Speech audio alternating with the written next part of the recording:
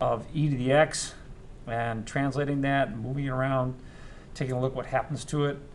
So just as a quick reminder, e to the x is the base of that is e. So e is this natural constant that's about 2.71828, etc. It's a really famous natural constant. It comes up everywhere. The only constant that's more famous than that is pi. And amazingly enough, there's a formula that has e to the I pi plus 1, which is kind of wild because I is the imaginary number. And if you add these together, any idea what you're going to get? 1? 0. 0? Which is amazing. I mean, these are transcendental numbers to an imaginary power, and you add 1, you get 0.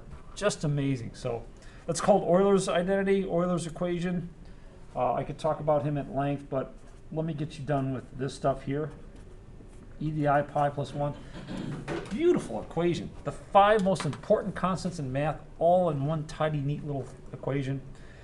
But let's go back to graphs. E is somewhere between 2 and 3. So if you look at the graph of e to the x, you would expect something between 2 to the x and 3 to the x. And that's exactly where this lies, right there. A little bit closer to 3 than it is to 2. All of our graphs pass through this point, 0, 1, that is all our exponential functions of the form y equals b to the x. But in particular, we want to look at some examples down below here. So let me shut off a couple of these graphs. What's going to happen if I, instead of graphing e to the x, I graph negative e to the x? How's it going to change the graph? I'm going to flip it across the x-axis. Beautiful. It's going to flip across the x-axis. Instead of having a point at 0, 1, we'll have a point at 0, negative 1, etc. How about, instead of that, how about if I do e to the negative x? Now what's going to be the change? It will reflect over the y-axis. Perfect. Thank you, Kira. Reflects around the y-axis. And then we could do both. Reflect not only around the y-axis, but around the x-axis. So you get something like that. Nice. I do want you to know how to reflect these things, move them, translate them.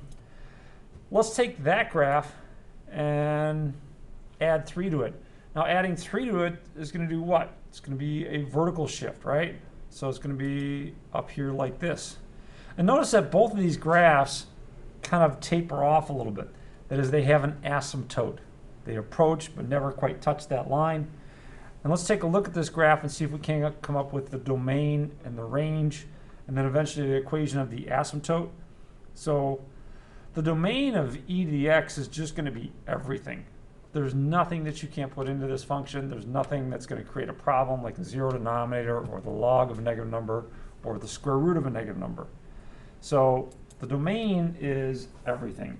So it's going to be negative infinity to infinity, or by now I think you're used to this, that's script R.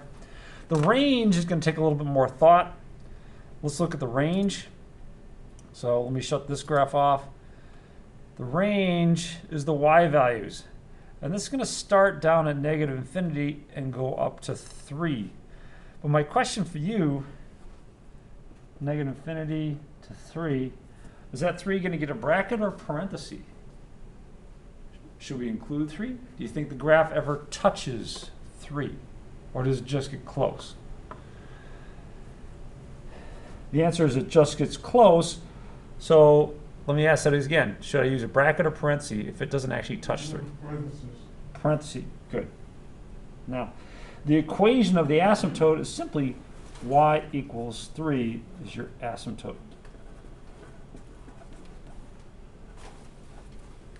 Yay. Make sure that on a test or in Desmos, or not Desmos, but WebAssign, if you're asked for the equation of the asymptote, you give it y equals 3, not just 3. Or later on, when we deal with logarithms, we'll have vertical asymptotes and we'll deal with x equals something. So, Jeff, if it were e to the minus x plus 4, then the asymptote would be 4? Exactly. Y So equals 4? if this was a plus 4 here, it would shift up the asymptote to 4. Okay. Exactly. So in fact, if you bear with me a second, let me animate this. I'll put that as a C, add a slider in, and now I can make C anything I want. And as you change the value of C, you can see that you're changing the asymptote. So Okay. per your request, there's e to the negative x plus 4 would have an asymptote at 4. Okay? So pretty cool. All right, let's take a look at the next one. Let me shut these off. And that's going to be this one. Y equals e to the negative, or e to the x minus 3 minus 2. Before we get into domain and range, before I actually open up the graph on that, let's see how this has been shifted. What's the minus 3 in the exponent going to do? Move it to the right. To the right by 3. Well done. Thank you, Carl Espy. Right by 3. And this is going to have the vertical shift Yeah. down by 2. All right. This, what the asymptote could be a -2? Yep. Y equals -2? Perfect. So you're ahead of me in that. Y equals -2 is our asymptote.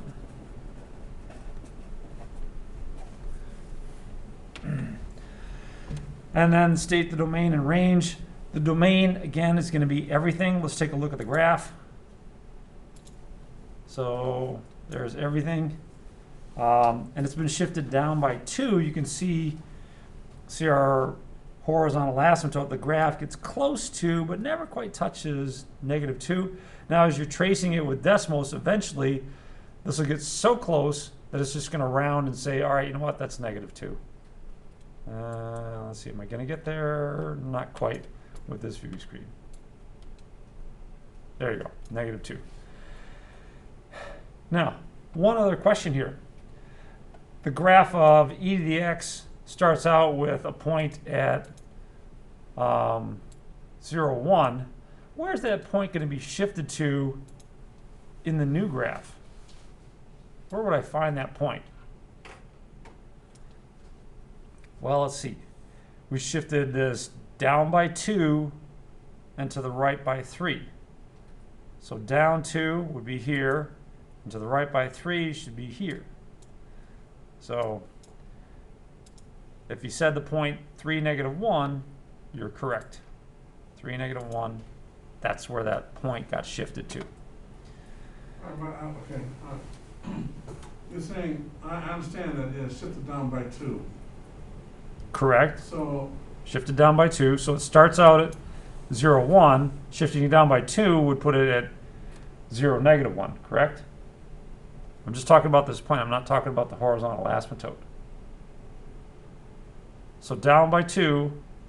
You got to keep in mind the scale here. The scale here, this is a 1. These little blocks aren't 1 each. They're a half all right, each. this is confusing. Okay, all right. Yeah, here.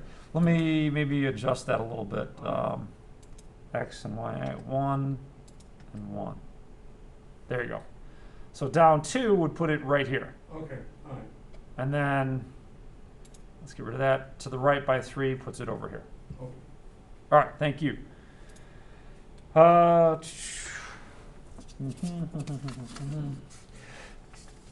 Let's take a look at just a couple more here. I want to get you on the track to do your homework.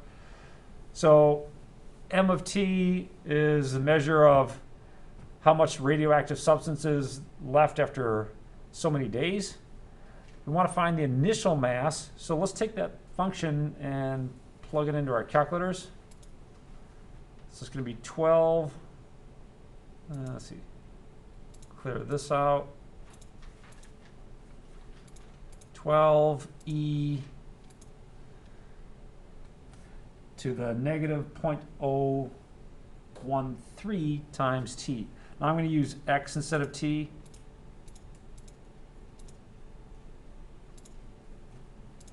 Just for our convenience. The problem is going to ask us two things. What was the initial mass, and what's the mass after 40 days?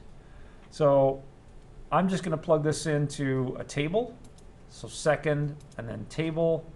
Let's delete all these values. After 40 days, there's only going to be 7.13 kilograms of this substance left. So a lot of it is decayed. But what was the initial mass? What value of X do I plug in to get the initial mass? Well, that'd be your starting mass. So that's at time t equals 0. Zero? T equals 0. That would be your initial mass. And I mentioned that because you're going to have a problem in the homework about initial velocity. And to get the initial velocity, you're going to plug in t equals 0, just like we're doing here. So those are your two answers for that one. The last one is a graphing calculator problem. It even says so. It's like, all right, you should probably have a graphing calculator for this one. So let me shut off this stuff and give you a little quick reminder about local min and local max. So for local min and local max, that's these kind of points. It's a local max because it's bigger than anything near it, but it's not a global max because the function gets bigger and bigger to the right of it. It's just the biggest thing nearby. And likewise, this is a local min. It's the smallest thing nearby. So let's get rid of those there. So your local min and local max. Now, they ask you that for the next function. And let me shut off this and turn on the next one. We don't need these labels anymore.